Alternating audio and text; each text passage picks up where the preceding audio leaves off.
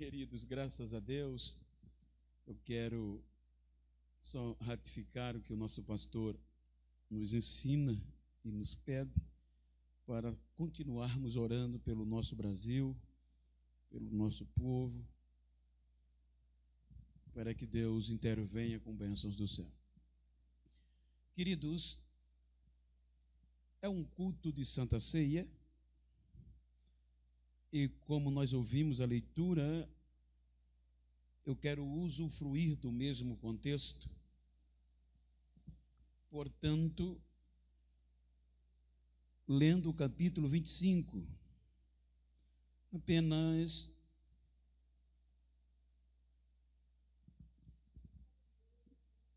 versículos 10, 11, do 10 ao 13. O versículo 10 diz: E saindo elas para comprar o azeite, chegou o noivo. As virgens que estavam preparadas entraram com ele para o banquete nupcial, e a porta foi fechada. Mais tarde vieram também as outras e disseram: Senhor, Senhor, abra a porta para nós. Mas ele respondeu: A verdade é que não as conheço. Portanto, vigiem, porque vocês não sabem o dia nem a hora. Queridos, tomando por base esse texto, que está inserido no contexto da última viagem de Jesus a Jerusalém, antes da sua partida, nós percebemos que foi na continuidade deste mesmo discurso, seguindo a cronologia da escrita e até dos acontecimentos, que Jesus adverte aos seus discípulos. E os irmãos hão de convir comigo algo muito interessante. É que esta advertência do capítulo 25, ou as mais duras e decisivas advertências, Jesus não falou publicamente. Pois se nós analisarmos todo o contexto desta viagem, ou uma grande parte dela, o capítulo 23, ou terminando o 22, há uma crítica à hipocrisia feita por Jesus aos fariseus e aos mestres da lei. O capítulo 23 começa com a expressão que Jesus disse à multidão e aos seus discípulos. Na cadeira de Moisés estão sentados estes que eu acabara de falar. Portanto, tudo o que eles vos disser, obedeçam, mas o que eles fazem, não façam, porque eles colocam fardo pesados demais nos ombros dos homens, mas eles não têm coragem nem com um dedo levantar. Então Jesus vai falar, dissertar um sermão duro, a ponto que quando ele sai do templo, é o capítulo 24. O capítulo 24 diz que, saindo ele do templo, os seus discípulos fizeram questão, vou usar o nosso linguajar: mestre, vem aqui, vamos dar uma olhada nas construções. em outras versões, nos edifícios do templo. Veja que maravilha. Pois era o orgulho de Israel. Os irmãos lembram que para a construção deste templo, houve um decreto, salvo engano, por Ciro ou por Dário, me ajudem, que ele dizia que qualquer um que ousasse a denigrir, a blasfemar contra o templo, teria sanções pesadas a ponto de que uma viga ou a linha principal da sua casa seria arrancada, a sua casa feita em monturo, e ele seria pendurado naquela linha, naquela viga da sua casa. Então, quando Herodes reforma, quando Herodes dá vista pelo um contexto popularista, político, mas agradou os judeus, então aquele templo era uma suntuosidade, a ponto que os discípulos disseram: mestre, vejam que maravilhas. E Jesus na hora disse a eles: está vendo tudo isso? Não ficará pedra sobre pedras que não seja derrubada. Houve silêncio. Ninguém ousou perguntar, porque eles sabiam de que todos que blasfemassem contra esse templo corriam risco. Aí o contexto posterior vai dizer que Jesus vai ao Monte das Oliveiras e eles em silêncio. Sentando-se Jesus no monte, chegaram a ele os seus discípulos e tiveram coragem de perguntar: Senhor, quando isso vai acontecer? E quais os sinais dos sinais do tempo? Aí Jesus diz a eles: acautelai-vos, tenham cuidado, para que ninguém vos engane, porque muitos virão em meu nome. Então, o discorrer daqui é só advertência e vigilância. Veja que foi numa particularidade. Isto aqui Jesus não falou publicamente, foi no particular com os seus discípulos. Aqueles que poderiam ter ouvido Jesus dizer: vocês estão há 3 anos comigo, fiquem tranquilos. Fiquem tranquilos, vocês já estão consagrados, não se preocupe, é para os que vão vir.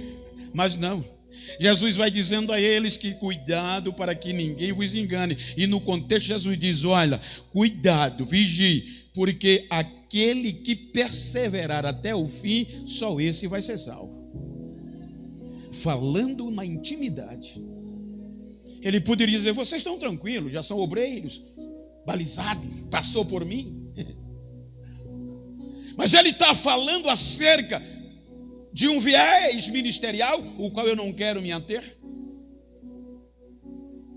E ele vai dissertando a vigilância, a prudência e a loucura. Então, quando chega o capítulo 25, é uma síntese, é Santa Ceia, ele vai falar de uma parábola. E se nós observarmos parábola é o desenvolver de uma história cujo os elementos são do cotidiano, para ilustrar uma verdade moral ou espiritual. Por exemplo, se Jesus tivesse nascido, se o tempo que Jesus viveu, a cultura fosse a nossa, Jesus ia falar para nós o que eu sei, o que nós sabemos, principalmente eu e outros que vivem da agricultura, que é, depois do turismo, talvez o comércio. Jesus ia fazer uma parábola de como plantar a cana, que ela precisa morrer para outra nascer, de como cultivar, de como amadurecer. de como o fogo para tirar a palha, para dar mais produtividade, mas o quanto aquele fogo consome da sacarose. Mas o cotidiano que Jesus entra nesta parábola era notória e muito séria. Veja que quando começa o 25, Jesus vai abrir mais o entendimento dos seus discípulos, dizendo-lhes uma parábola acerca de 10 virgens. E a ênfase aqui não são as virgens, é a bodas, é a festa de casamento. Se você observar, é a primeira vez na Bíblia que o reino de Deus é comparado a uma mulher. Você pode observar que na cultura não era, se Jesus falasse isso abertamente, ia dar o que falar. Porque para eles a cultura, a mulher é produto de segunda categoria, não deve ser comparada a nada de valor na cultura do machismo. Mas é a cultura deles. Então Jesus usa a figura feminina para falar da sua importância na cultura matrimonial. Aí Jesus usa essa parábola para falar de pureza, de vigilância, de prudência e de loucura. Aí ele diz: o reino dos céus é semelhante a 10 virgens. Veja que ele poderia dizer a 10 mulheres, mas ele fala virgens puras. Você não vai ver isso na internet, ou seja, não vai ler, pois o capítulo 25, para você entender, não é preciso ser especializado ou ser doutor, não, é você ter curiosidade na cultura. Como boa parte da Bíblia, ou toda, que foi acontecimentos em uma cultura oriental totalmente diferente da nossa. Por mais que os tradutores se esforçaram para trazer o mais próximo da realidade, fica alguma coisa. Um dos privilégios que o Evangelho me concedeu foi as viagens, e de ter amigos e amigas que moram, que viveram e que vivem, melhor dizendo, que vivem a cultura. E a prática, a esperança empírica, ou seja, de vida, te ensina algumas coisas. Isso aqui é muito sério para a cultura. O comprometimento da vigilância e da pureza. Quando Jesus usa uma festa de casamento para dizer aos seus discípulos o cuidado que eles deveriam ter para não perder o banquete lá em cima, é muito sério. Só para você ter uma pálida ideia, ainda hoje, eu digo porque eu conversei e converso com pessoas que vivem lá. Só para você ter uma ideia de como as coisas acontecem, uma festa de casamento, veja que eu disse parábola, é desenvolvimento de uma história, e os elementos principais são os cotidianos, o dia a dia das pessoas, para ilustrar uma verdade que se quer dizer. Uma alegoria. Na cultura, quando há uma festa de casamento, eles sabiam, os discípulos sabiam que eles viviam a cultura, e Jesus também.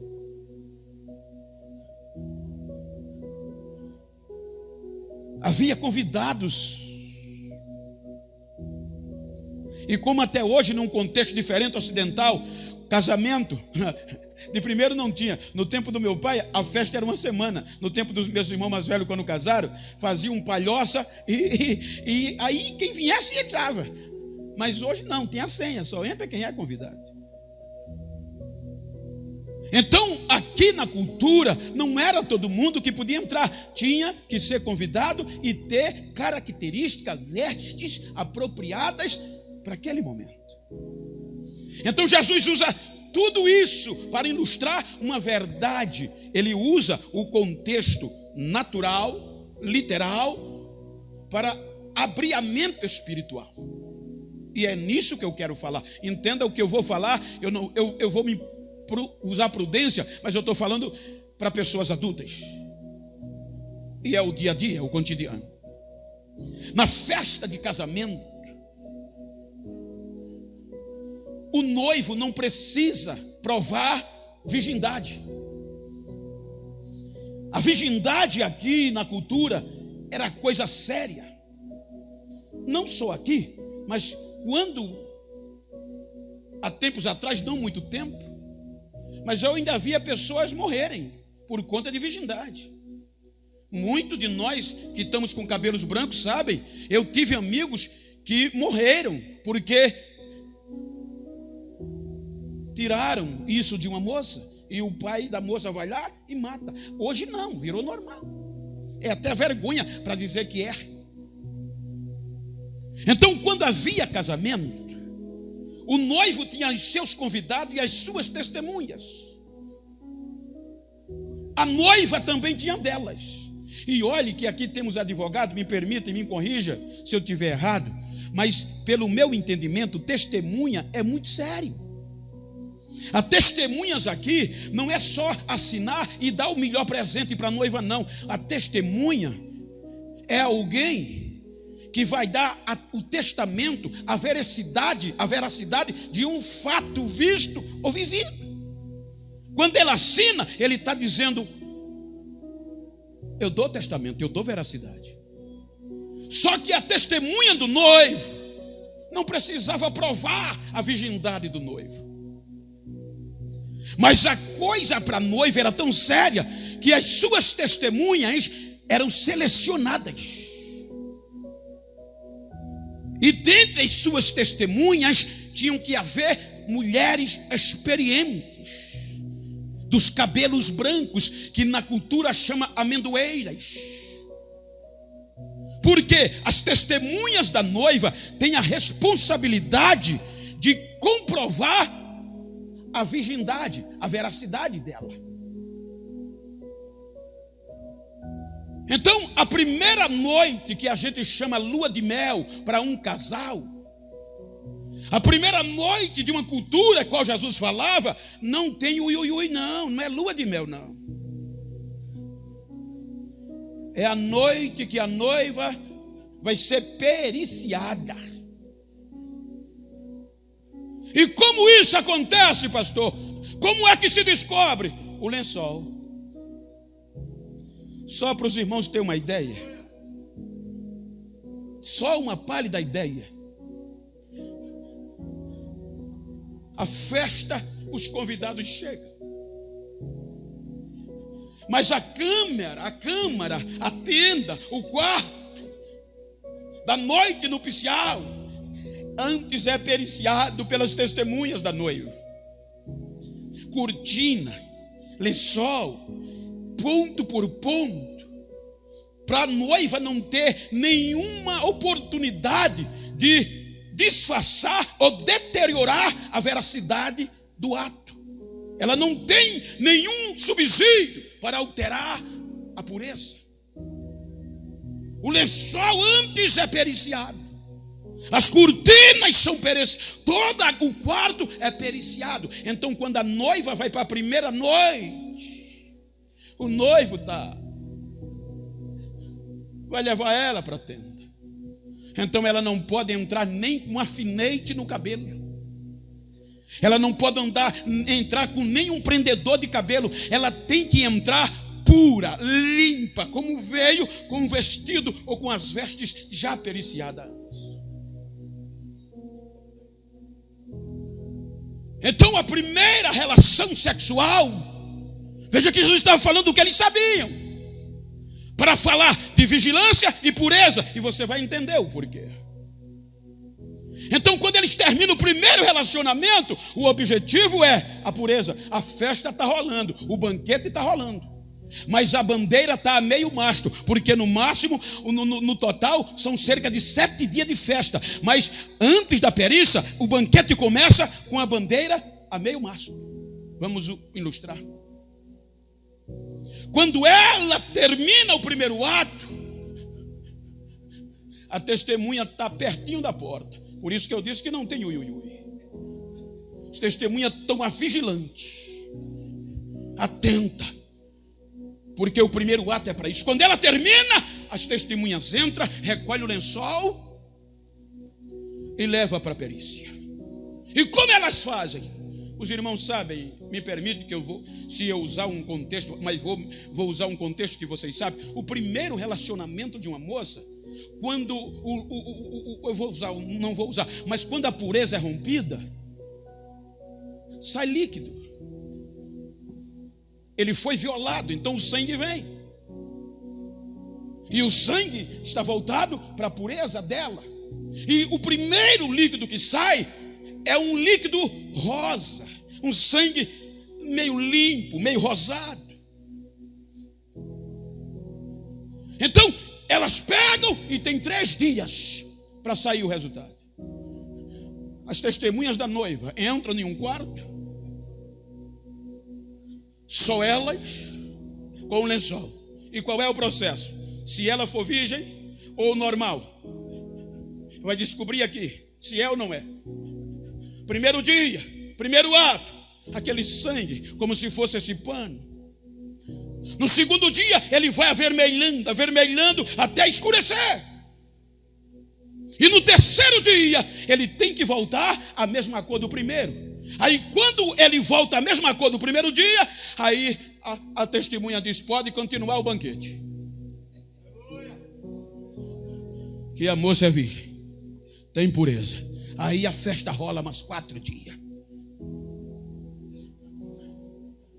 Eu falei com uma irmã, uma doutora. Ela me deu aulas desta cultura. Uma mulher dotada de conhecimento, reitoras de faculdade Londrina. E ela explicava tintim por tintim. Eu passei horas e horas e horas. Aí eu tive a ousadia de perguntar: doutora, e quando o resultado dá errado? Ela deu uma risadinha e disse: Bento, vai dar morte. Se ela puder correr para Damasco, se esconder em Damasco ou nas montanhas, ainda se salva. Se não, vai dar guerra. Porque o investimento é muito alto, o casamento é patrimônio. Você percebeu que todas as parábolas que Jesus fala na festa da boda, o que não era puro sempre é jogado para fora e lançado em um fogo? Não tem jeitinho. Amigo, na parábola, amigo, como foi que tu entrasse aqui sem veste nupcial? O final foi doloroso.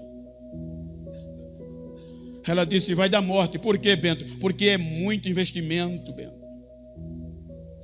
Ela disse: só para você ter uma ideia, o pai da noiva e o noivo dá um dote à noiva de 5 moedas de ouro, cada uma pesando 35 gramas.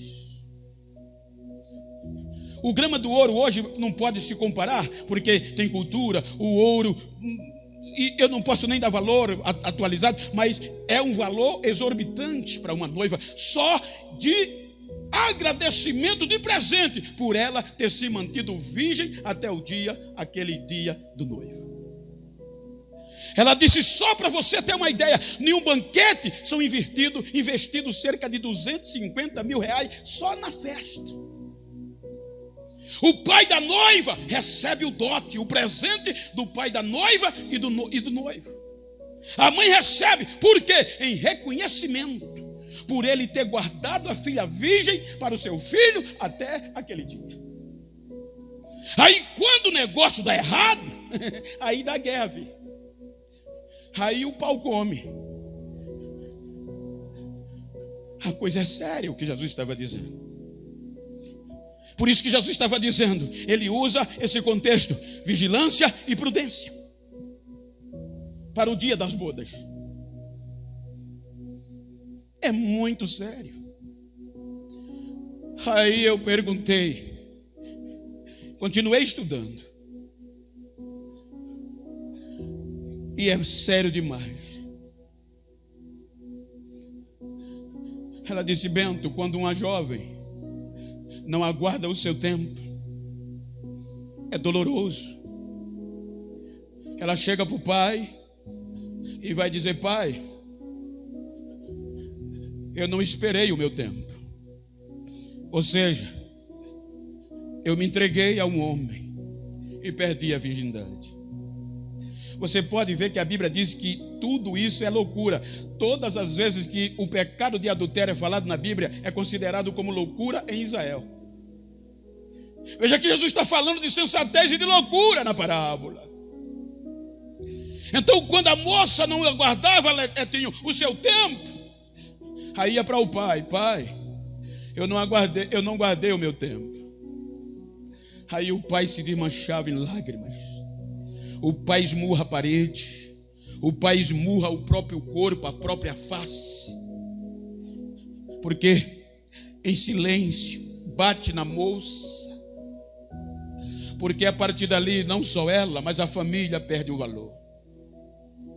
Porque se a notícia vazar, ninguém mais acredita a ele nem uma filha. Porque dizem, se ele não teve a capacidade de manter uma virgem, como é que ele vai manter 4 ou 5 ou a quanto elas estiverem?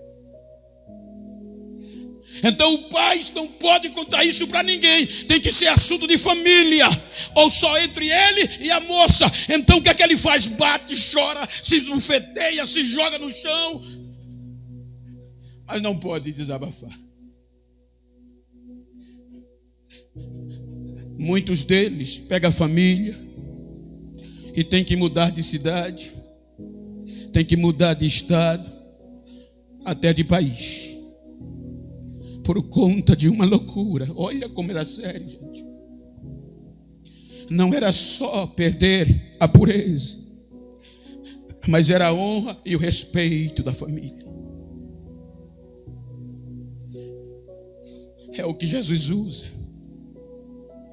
Prudência e loucura. Aí o pai reúne a família e agora todos têm que saber qual é o motivo que ele vai deixar o povoado ou a moradia. E ele diz: eu vou ter que me preparar para quando o dia do casamento da minha filha vir. Ou seja, se entende que ele diz: eu vou ter que granjear, porque a despesa é alta. Então ele viaja para fora, bem longe, com a família. Mas ela diz que acontece alguma coisa. A história diz, a cultura diz, que muitos pais, mesmo distantes, quer voltar um dia com honra. Aí ele procura um médico. E o médico, entendedor, na minha época, os pais faziam muito isso: manda a menina para o médico. Na cultura é conhecido, não sei se você já ouviu falar do fio de ouro. O médico examina, percebe que a moça já não é mais virgem, mas dá um laudo, porque custa muito valor. Ele dá um laudo ao pai, à moça, de virgindade. Então agora, distante de todos e de tudo, a moça recebe um laudo que é pura. E depois de algum tempo, o pai volta com a família e a moça e o laudo, guardado para o dia que não for necessário. Ela volta como virgem. Ela anda como virgem.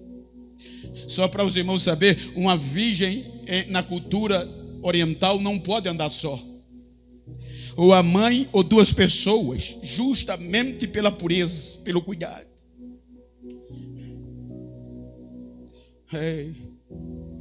Ela anda como virgem, é acompanhada como virgem, se veste como virgem,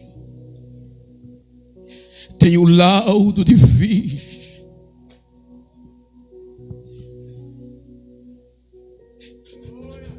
Mas o laudo, quando a prova do lençol chegar, não vai resolver.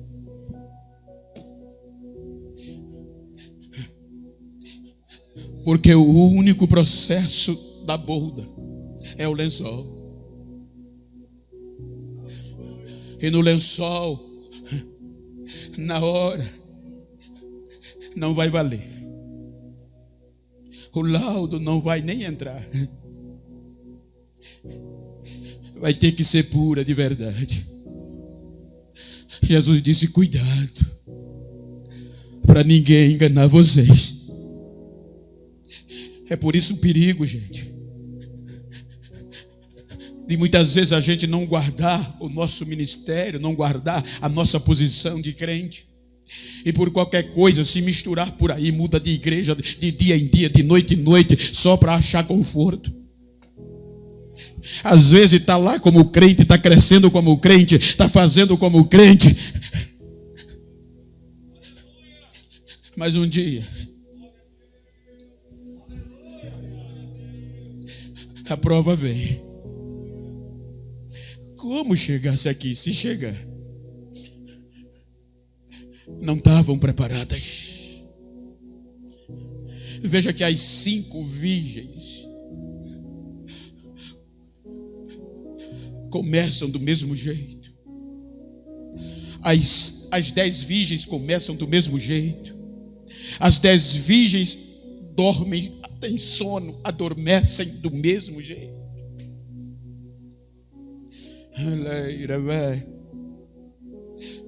Esse é o momento de reflexão, gente. Foi lido aqui, é depois do capítulo 25, no mesmo contexto que Jesus fala na Santa Ceia. A gente se reúne aqui todos os meses, e essa reunião está valorizando o pacto, a aliança matrimonial. Ao ingerir este cálice, a tomar parte deste pão, é muito sério. A gente está gritando, a nossa consciência está dizendo: ele vem, o dia vem. E se alguém pergunta quando vai ser, não sei, eu tenho que estar pronto hoje, porque a próxima ceia pode ser lá. E aí, às vezes a gente entra nessa, mas lá vai ter que passar pela prova. Lá só vai entrar os puros, lá só vai entrar os que guardaram. Veja que você não vai misturar isso. Jesus usou um contexto cotidiano para ilustrar uma verdade espiritual. É o que você tem que sair daqui hoje com isso. O inferno não está preocupado se você é preto, se você é branco, se é magro, se é gordo, se é bonito, se é feio. O inferno não está nem aí se você é rico ou pobre, se anda de carro bom. Não, a única coisa que perturba o inferno é essa festa. Ele já não pode entrar, ele não pode nem chegar na porta, e ele não se conforma que você vai. Então ele vai fazer de tudo para tirar a tua pureza conquistada lá na cruz do Calvário, para tirar. Então diga comigo: pastor Genival, vão tentar, mas eu vou aguardar o dia e vou estar lá.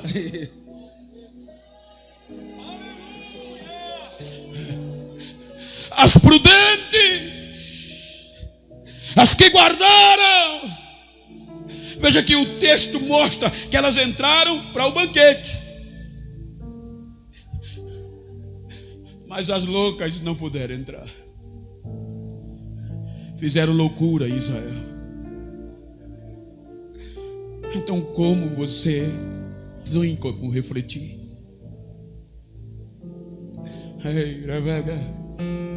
Jesus estava falando para crente, para os discípulos, em uma reunião particular.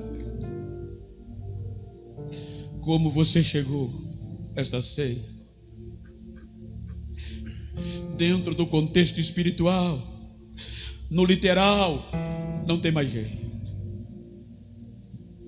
Mas no contexto espiritual, João escrevendo disse: filhinhos,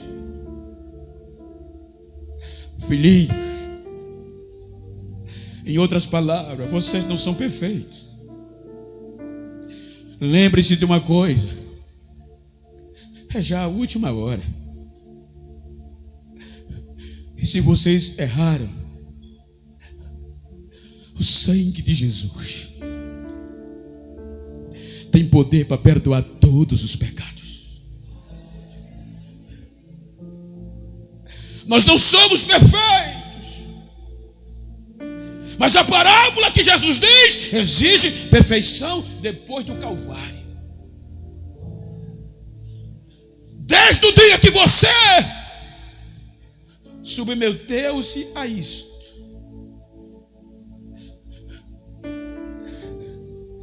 é necessário se manter puro.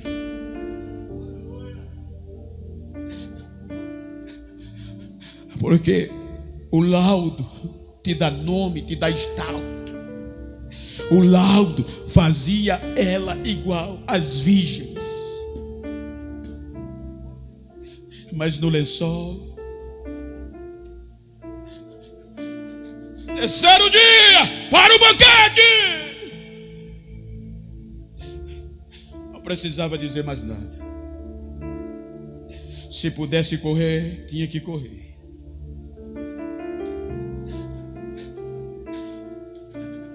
Mas a morte era certa.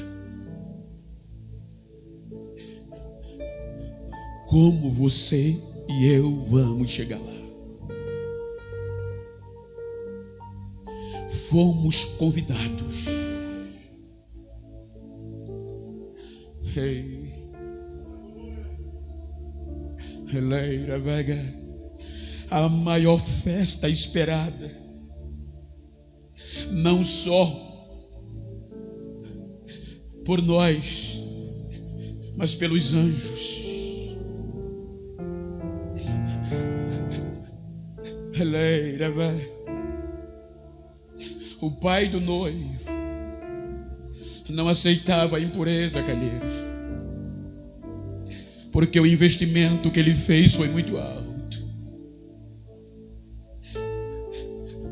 O pai do noivo coroava a noiva de prêmios.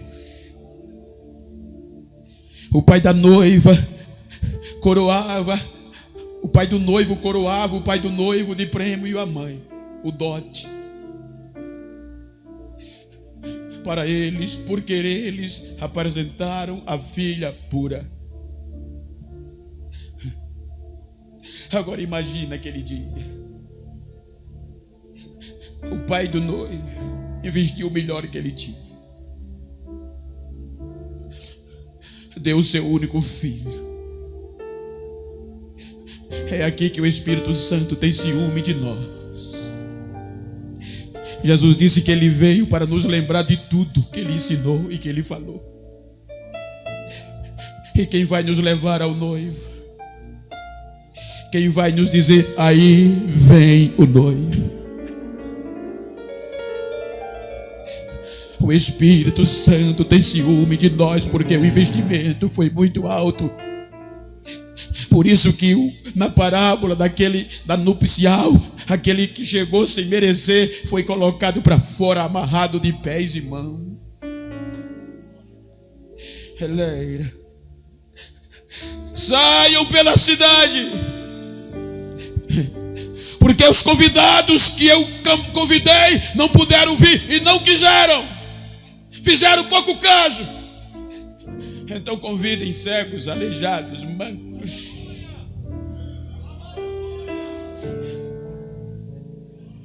Eleira, velho, está entendendo? Mas nem todos aleijados, nem todos mancos se prepararam. Chegou alguém que não fez caso.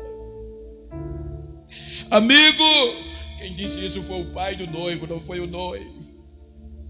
Amigo, como chegaste aqui sem vestes nupciais?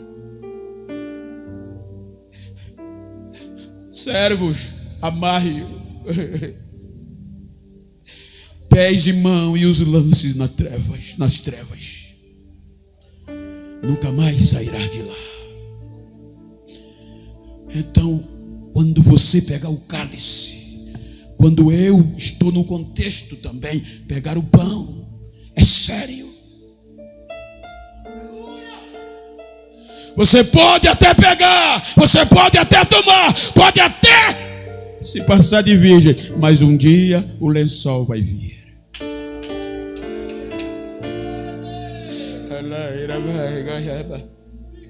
Fique de pé, por favor.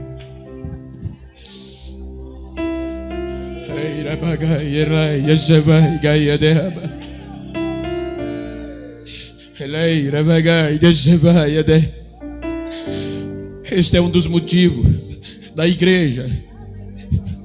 A igreja é pura, gente. A igreja é santa. Jesus disse: as portas do inferno não prevalecerão contra ela.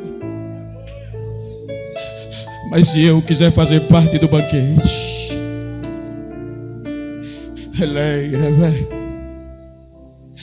me perdoa, Jesus. Me ajuda a caminhar puro. Me ajuda a esperar o meu dia. Levante a voz. Ainda dá tempo. Ainda dá tempo de pegar azeite.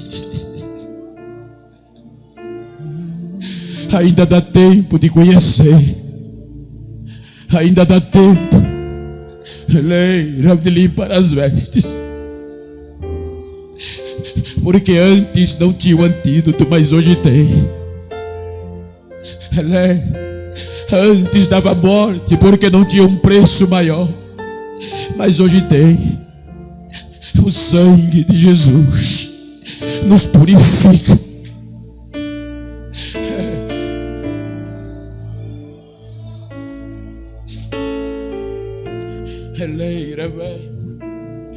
Vamos ouvir o Áquila. E vamos, o pastor Calheiro vai ministrar a ceia.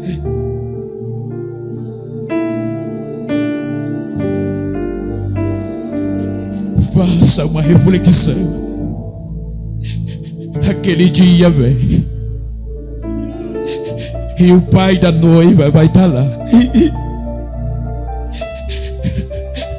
E o noivo, veja que a ênfase é o pai. Benditos, bem-vindos, benditos do meu pai.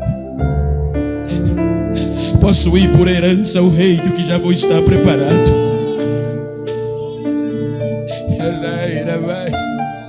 É uma alegoria, é uma parábola, é uma figura literal para dar o entendimento a você. A parábola diz do que é espiritual. Soberano Deus, vamos ceiar. Sabemos que nós não somos perfeitos. Muitas vezes a carne nos engana. Mas nesta noite, Senhor, sonda-nos, purifica os nossos corações, para que naquele dia, Senhor, a porta se abra para mim, para os teus servos, para Rio Largo. E com o investimento, Senhor, o que foi investido em nós não venhamos a decepcionar, mas que o banquete continue. Agora olhe com todo respeito sanitário para quem está ao seu lado. Diga que o banquete continue.